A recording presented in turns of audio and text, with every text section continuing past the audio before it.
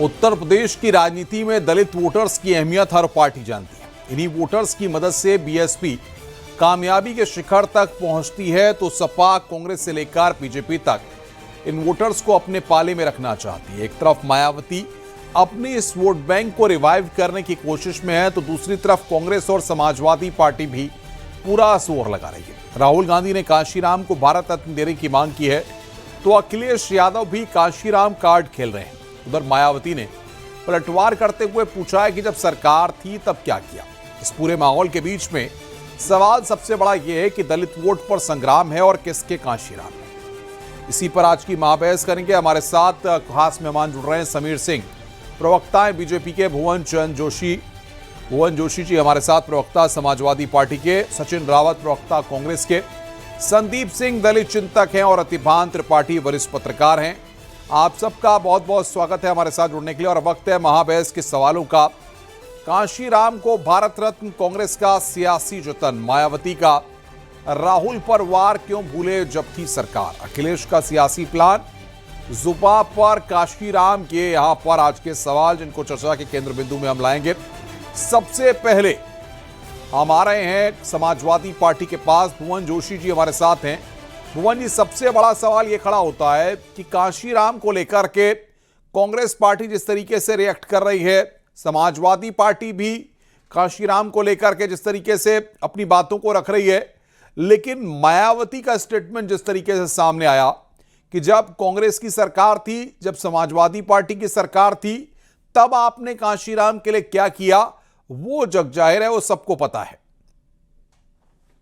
देखिए अनुपम जी, समाजवादी पार्टी के लिए ये जो पीडीए दिवस है, बहुजन समाज दिवस है, और इसको हर जिले में समाजवादी पार्टी मनाने जा रही है। और 15 मार्च जो है 2006 हमारे लिए एक जयंती नहीं है, पीडीए स्वाभिमान दिवस है। क्योंकि जो माननीय कांशीराम जी की जो लड़ाई थी सामाजिक न्याय की, उसको आज के समय में उत्तर प्रदेश में किसी ने लड़ा है तो माननीय अखिलेश यादव जी ने लड़ा है। और उस लड़ाई को पीडीए के रूप में पूरे देश का आंदोलन बनाने का काम माननीय अखिलेश यादव जी ने किया है। और जो भी महापुरुष हैं, किसी भी वर्ग से आते हैं, उन पर पदचिन्हों पर चलकर उनके विचारधारा को मजबूत करने का काम अगर किसी ने करा है तो माननीय अखिलेश यादव जी ने करा है। और ये हमारी पीडीए की लड़ाई का पार्ट है। पिछड़ा दलित अल्पसंख्यक समाज जो माननीय अखिलेश यादव जी का विजन है, उस पर पार्टी बढ़ रही है। और निश्चित तौर पे जो सामाजिक न्याय की लड़ाई को लड़ने का काम माननीय कांशीराम जी ने करा है, उस काम को आगे बढ़ाने का काम माननीय अखिलेश यादव जी ने करा है। तो हमारे लिए विचारधारा को आगे बढ़ाने की लड़ाई। सचिन रावत जी, सवाल यह है कि कांग्रेस को आखिर क्यों अब कांशीराम याद आ रहे हैं? मायावती भी इसको लेकर सवाल खड़ा कर रही है कि दलित वोटों को अपने पाले में लाना है, तो आपको कांशीराम याद आ रहे हैं। जब आपकी सरकार थी तो आपने याद ही नहीं किया। देखिए अनुपम जी, कांग्रेस पार्टी हमेशा ही दलितों के साथ अगर अत्याचार होता है, अन्याय होता है, या उनके साथ उत्पीड़न का कोई भी काम किसी के द्वारा किया जाता है, तो उस दलित परिवार की और दलित वर्ग की लड़ाई अगर कोई लड़ता है तो कांग्रेस पार्टी लड़ती है। हमारे नेता श्री राहुल गांधी जी लड़ते हैं जी। मान्यवर कांशीराम जी का जो मिशन व सपना था, जो उन्होंने दलितों के लिए उत्थान के लिए काम किया था, जो दलितों की अधिकार की लड़ाई लड़ी थी, उसको सिर्फ और सिर्फ मायावती जी ने आज बेचने का काम किया और वो भारतीय जनता पार्टी के सामने जाकर के कंप्रोमाइज्ड हो गई। तो मैं कह सकता हूं कि जब दलितों के अधिकार और उनके उत्पीड़न की अगर कोई लड़ाई लड़ने वाला नेता थे तो हमारे नेता श्री राहुल गांधी जी थे।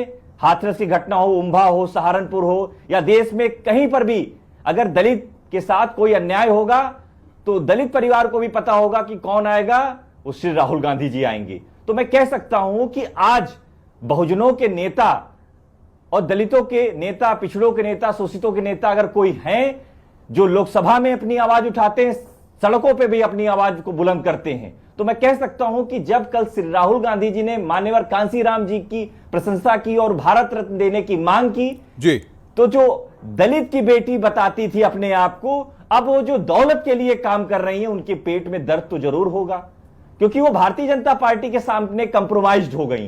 तो मैं कह सकता हूं कि आज की डेट में अगर दलितों के अधिकार की कोई लड़ाई लड़ रहे हैं तो हमारे नेता श्री राहुल गांधी जी लड़ रहे हैं। तो मैं कह सकता हूं कि आने चलिए, वाले समीर समय सिंह में प्रवक्ता है बीजेपी के, श्री राहुल बड़ा गांधी आरोप जी यहां पर जिस कांग्रेस तरह के से स्पोक्स बाबा पर्सन साहब लगा रहे का जो हैं मिशन था कि बीएसपी बाबा साहब का, आपके साथ आ गई।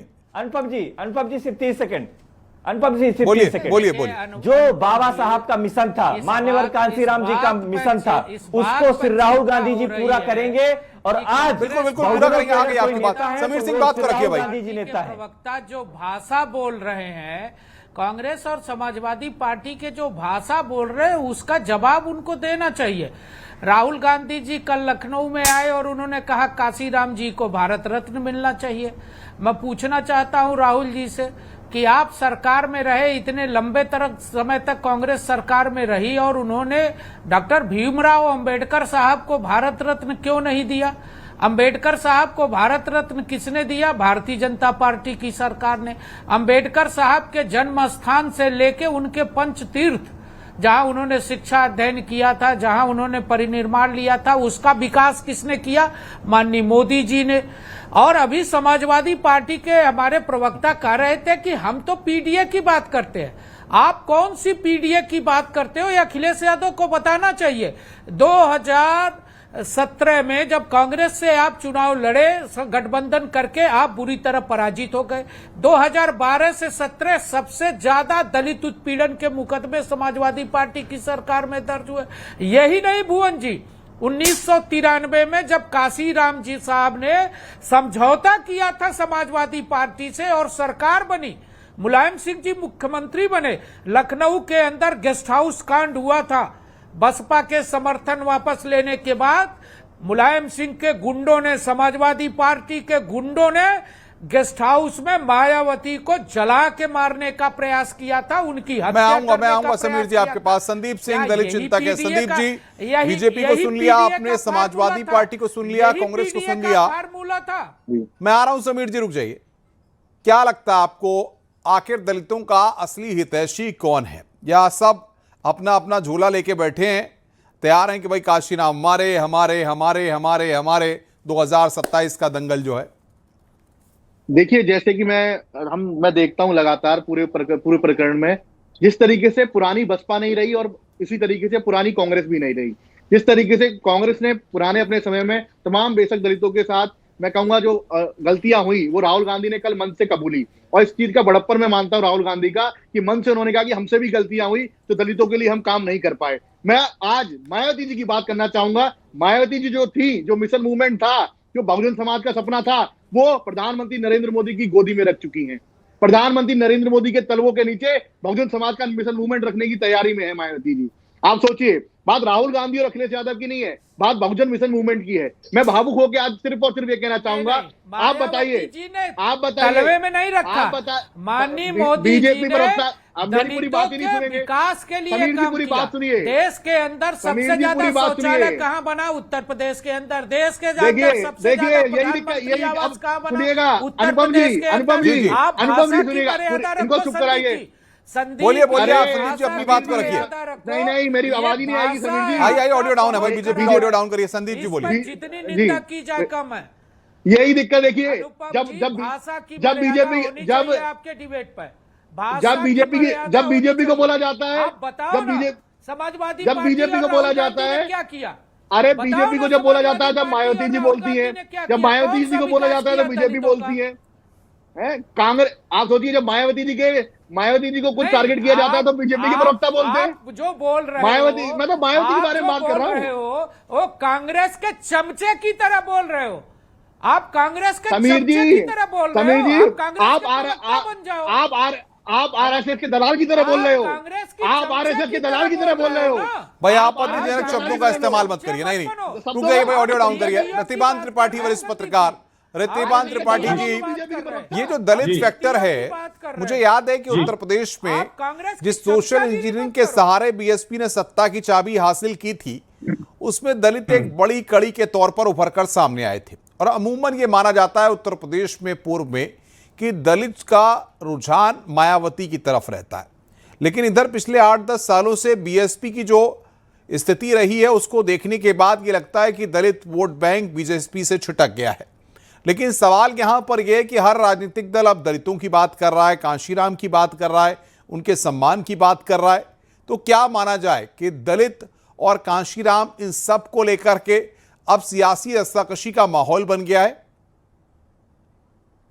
अनुपम जी, एकदम आप स्पष्ट रूप से जान लीजिए जी कि कांशीराम केवल और केवल बहुजन समाज पार्टी के नायक हैं। उन्होंने बहुजन समाज पार्टी की स्थापना की, उन्होंने बहुजन समाज पार्टी को आगे बढ़ाया, उन्होंने बहुजन समाज पार्टी की सरकार बनाई, उन्होंने मायावती को स्थापित किया। तो उन पर पूरा अधिकार बहुजन समाज पार्टी का है, लेकिन पूरे देश में चूंकि दलित वोट बैंक की राजनीति चल रही है, इसलिए सारे के सारे दल कांशीराम को आइकन मानकर को लपकना चाहते हैं। कांशीराम इन दिनों जंगम तीर्थ हो चुके हैं। मैं जंगम तीर्थ की परिभाषा बताता हूँ कि जो जीवंत ब्राह्मणों को जंगम तीर्थ कहा जाता है, जैसे जल तीर्थ और थल तीर्थ होते हैं, तीसरे जंगम तीर्थ होते हैं, तो जो ब्राह्मण होते हैं उन्हें जंगम तीर्थ कहा जाता है। तो इस समय जो कांशीराम है वो सभी पार्टियों के लिए जंगम तीर्थ हो चले हैं और वो सबके सब उनको लपकना चाहते हैं। पर सच ये है कि मायावती के बाद अगर कांशीराम या कांग्रेस के बाद अगर दलितों को किसी ने सर्वाधिक महत्व दिया तो वो भारतीय जनता पार्टी ने दिया, इसमें भी कोई दो राय नहीं। मैं आऊंगा पहले अम्बेडकर भुवन जोशी जी कुछ कहना चाहते हैं? भुवन जी अपनी बात को रखिए आप। देखिए, मैं कहना चाहता हूं, भारतीय जनता पार्टी का जो विचार परिवार है, राष्ट्रीय स्वयंसेवक संघ, आज तक अपना अध्यक्ष कभी भी दलित नहीं बनाया। ये इनका दलित विरोध बताने को काफी है। और किस प्रकार वर्तमान राष्ट्रपति का इन्होंने अपमान करने का काम करा, बार बार उनको अपमानित करने का काम करा। लेट मी कंप्लीट मैं आपके बीच में। देखिए समीर जी, मैं बड़ी सभ्य बहस करता हूँ। आप जब बोल रहे थे मैं आपको सुन रहा था। मेरी बात को देश को जाने दीजिए। समीर जी, हम आपकी तरह अशिष्ट बातें बहस नहीं करते हैं। समीर जी, हम अशिष्ट बहस नहीं करते हैं। हम आपको पूरा स्पेस देते हैं, लेकिन आप विपक्ष को स्पेस नहीं देख रहे हैं। देश देख पा रहा है, प्रदेश देख पा रहा है। आप हमारी बात को हमारे प्रदेश में नहीं जाने दे रहे हैं। लेकिन निश्चित तौर पर माननीय अखिलेश यादव जी का जो विजन है पीडीए, उसको प्रदेश और देश देखता है। और आप हमारी आवाज को दबाने की कोशिश कर रहे हैं। आप विपक्ष की आवाज को दबाने की कोशिश कर रहे हैं। देश और प्रदेश समझ रहा है कि कौन पीडीए के साथ खड़ा है, कौन पिछड़े दलित अल्पसंख्यकों की लड़ाई को लड़ रहा है। ये देश समझ रहा है। लेकिन आप क्योंकि हमें चाहते हैं हम सदन में ना बोले, सड़क में ना बोले, टीवी ना बोले, आप हमारी आवाज को दबाने का जवाब आपको देना पड़ेगा। निश्चित तौर पे ये दलितों के विचार को, दलितों की लड़ाई को कमजोर करने का आप जो प्रयास करते हैं, उसको देश और प्रदेश देख रहा है। समीर जी, हम आपकी दाल गलने वाली नहीं है। 2024 में पीडीए का जो विजन है वो माननीय अखिलेश यादव जी के साथ खड़ा है। आपने 400 पार की बात करी थी, आप 240 पे आ गए। 80 की बात आपने करी थी। आपस में चले नहीं। संदीप सिंह, उत्तर प्रदेश का दलित जो है वो चाहता क्या? चुका है, कांशीराम का सम्मान चाहता है, अपनी हिस्सेदारी चाहता है, या इन राजनीतिक दलों के ऐसे ही दावे वादों के बीच में उलझ करके अपने वोट को बर्बाद करना चाहता है? देखिए, उत्तर प्रदेश का बहुजन समाज सिर्फ इंसाफ चाहता है, सम्मान चाहता है। जो प्रधानमंत्री नरेंद्र मोदी और यूपी गवर्नमेंट में जितने भाई समीर जी रुक जाइए, आऊंगा मैं आपके पास आऊंगा। समीर जी, फिर मैं अभी कुछ बोल दूंगा, फिर आप अभी लग जाएंगे 2 मिनट में। मोदी जी और अभी जब तो ये इनके प्रवक्ता गाली खाते हैं टीवी पे आकर, मैं फिर कह दूंगा। आप उत्तर प्रदेश को देखिए, उत्तर प्रदेश में सबसे ज्यादा प्रधानमंत्री आवास बना, सबसे ज्यादा शौचालय बना, सबसे ज्यादा। मैं आऊंगा भाई। संदीप सिंह, आप अपनी बात को पूरा करिए। संदीप जी भाई ऑडियो डाउन करिए। समीर जी का ऑडियो डाउन करिए। समीर जी मैं आऊंगा आपके पास। गरीबों के लिए हमने घर, अरे समीर जी शांत हो जाइए, के लिए योजनाएं बनाई है। अनुपम जी आप बोलिए। संदीप जी बोलिए। अनुपम जी, या तो आप देखिए, यहाँ पर आप यहाँ पे आज पूरी तरीके से आप देख रहे हैं कि बसपा का और भाजपा का प्रवक्ता एक ही लग रहा है, जिस तरीके से आप देख रहे हैं। और मैं आपको बताऊं, आपने जो सवाल है उस पर आता हूं। आप चाहते हैं दलित चाहता क्या है, बहुजन समाज चाहता क्या है? बहुजन समाज चाहता है कि जो मुख्यमंत्री योगी आदित्यनाथ के कार्यकाल में लगातार दलितों पर उत्पीड़न हो रहा है वो बंद हो। वो चाहता है कि माननीय कांशीराम साहब को भारत रत्न मिले। कांशीराम साहब को भारत रत्न मिलना दलितों के लिए दलितों उत्पीड़न, किस जिले में उत्पीड़न बताओ ना तुम हमको। अरे हरिओम वाल्मीकि बैठ के झूठ बोल रहे हैं चैनल पे। हरिओम वाल्मीकि, समीर सिंह, हरिओम वाल्मीकि बताओ। हरिओम वाल्मीकि, जिस कांग्रेस के तुम तलवे चाट रहे हो ना संदीप, जिस कांग्रेस के समीर जी, तलवे जिस चाहते हैं, उस RSS कांग्रेस की RSS की सरकार दलाली में से तुम दर्शक निकले हो ना। होते थे। सचिन रावत जवाब दीजिए। सचिन रावत, कांग्रेस की सरकार RSS की में, दलाली करते हो उस कांग्रेस की दलितों पर सरकार अनुपम में भाई, दर्शक मेरी हो रहे रिक्वेस्ट है कि थे। समीर जी की आवाज को डाउन किया जाए, बताओ ना, क्योंकि ये किसी की बात में बोलने नहीं दे रहे। नहीं आप बोलिए, सचिन रावत बोलिए, उनका ऑडियो डाउन है। करूंगा अपनी। देखिए अनुपम जी, बड़ा स्पष्ट मैं कह सकता हूं कि हमारे भाई संदीप जी ने जो बात कही है बड़ी जायज बात है, और उन्होंने स्पष्ट तौर पे कहा है कि योगी सरकार में दलितों को टारगेट करके उनके साथ उत्पीड़न करने का काम किया गया है। मैं आज का वाक्य आपको बता रहा हूं कि दलित तो दलित, यहां तो ब्राह्मण भी सुरक्षित नहीं है। आज एसआई का पेपर था, उस पेपर में इनकी घृणा देखिए ब्राह्मणों के साथ कैसी है। उसमें लिखा गया कि ब्राह्मणों को अवसरवादी बता दिया गया। योगी सरकार में ब्राह्मणों को अवसरवादी बता रहे, दलितों पे उत्पीड़न कर रहे हैं। अरे ये सरकार चल रही योगी आदित्यनाथ जी आपकी। आपको ब्राह्मणों से दलितों को इतनी दिक्कत है कि आपको हजम नहीं हो रहे, आपको हजम नहीं हो रहा। आप सिर्फ एक विशेष जाति की सरकार चला रहे हैं, ये काम नहीं चलेगा। ना तो इनकी सरकार में दलित सुरक्षित है, ना पिछड़ा सुरक्षित है, ना ब्राह्मण सुरक्षित है, ना अल्पसंख्यक सुरक्षित है। ये सिर्फ और सिर्फ अपनी ढपली अपना राज करते हैं, बाकी इनके पास कोई विजन नहीं है। जो मायावती जी जो काम करना चाहती है, आगे रावत जी, जो भारतीय जनता पार्टी के समीर सिंह जवाब दीजिए। भाई संदीप जी की बात का, सचिन जी की बात का और भुवन जी की बात का जवाब दीजिए। समीर सिंह, आपको दे रहा हूं वक्त। समीर जी बात रखिए। पार्टी अवसरवादी है। कांग्रेस ने हमेशा दलितों के साथ छलावा किया है। बीजेपी नरेंद्र मोदी छलावा किया है।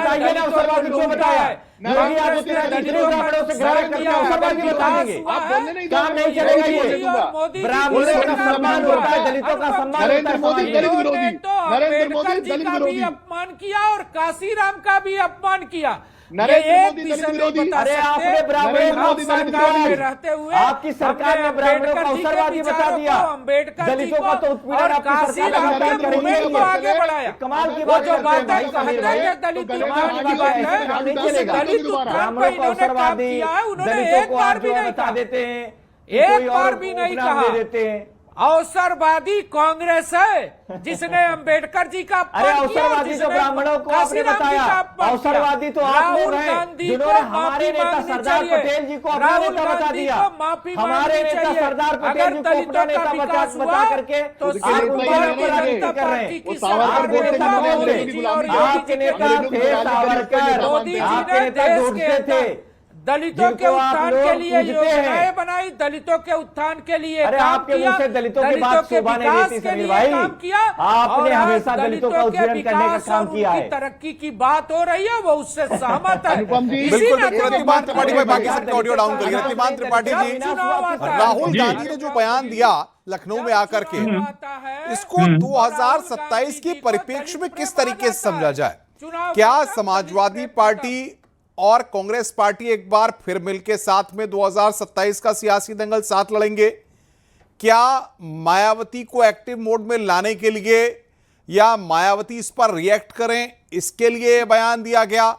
क्या लग रहा है राहुल गांधी काशीराम के सहारे क्या टटोलने की कोशिश कर रहे हैं, क्या बताने की कोशिश कर रहे हैं? क्योंकि कांग्रेस का ऐसा कोई बड़ा प्लेटफॉर्म उत्तर प्रदेश में सत्ता में नहीं है या सत्ता के बड़े पदों पर नहीं है, तो ऐसे में कैसे इसको समझा जाए?